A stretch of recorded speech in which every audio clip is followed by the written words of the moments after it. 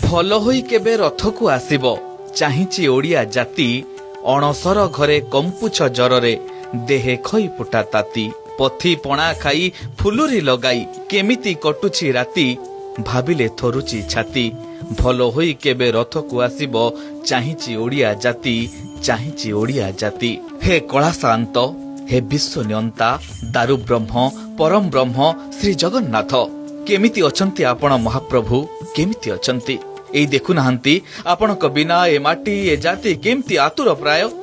ଆପଣଙ୍କୁ ଜ୍ୱର ହେଇନି ତ ଲାଗୁଛି ଆପଣଙ୍କୁ ଝୁରି ଝୁରି ଏ ଜଗତଟାକୁ ଜ୍ୱର ହେଇଗଲାଣି ସମସ୍ତଙ୍କ ଦେହରେ ତାତି ଆପଣଙ୍କ କଥା ଭାବି ଭାବି ଥରୁଛି ଭକ୍ତର ଛାତି ଯାହା ନା ଧରି ଏଠି ଭକ୍ତଟେ ଔଷଧ ଖାଏ ଆଜି ତାରି ଦେହ ଅସୁସ୍ଥ ଓଃ